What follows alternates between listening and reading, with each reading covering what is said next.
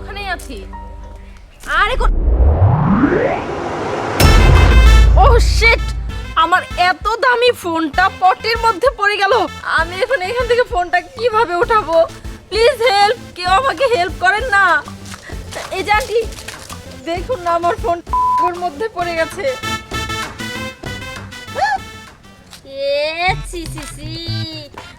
মধ্যে পড়ে গেছে, এটা দিয়ে আর কি করবা মা? এটা রাস্তা সাইডে দাও। আন্টি, আপনি আমার ফোনটা তুলে দেন না।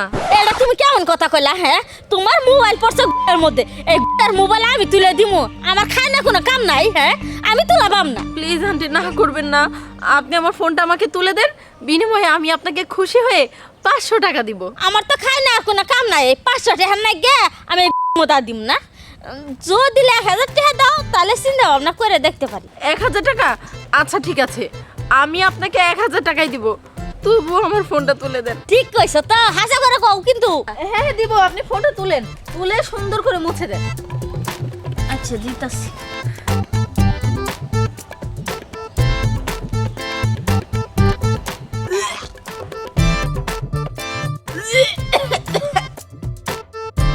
একটু কাপড়টা দিয়ে মুছে দেন না।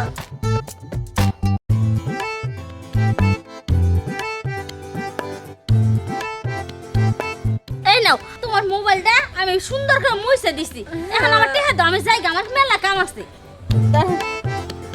এই যে নেন। 500 টাকা? আর 500 টাকা কই? দেখেন আপনি আমার সঙ্গে কিন্তু সিটারি করতেছেন। আপনি আমার কাছে 1000 টাকা স্বীকার করছেন, এই জন্য এই মতন আপনার মোবাইলটা তুলে দিচ্ছি।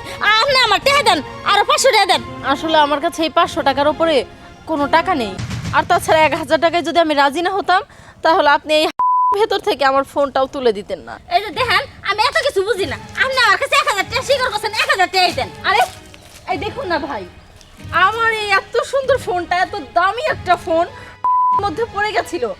ওনাকে বললাম আমার ফোনটা এখান থেকে তুলে দেন, উনিও তুলে দিল। আমি খুশি হয়ে ওনাকে 500 টাকা দিয়েছি, আর উনি এটা নিতে চাচ্ছে না। আই বেডি আই, আপনি মিছা কথা কইতাছেন কে? শুনেন বাবা, দেখেন আমার কাছে কইছিল ওই নতুন মোবাইলটা তুলে দিতে, আমি স্বীকারই নেই প্রথমে। তারপর উনি আমার 1000 টাকা দিবার চাইছে, আমি তুলে দিয়েছি মোবাইলটা।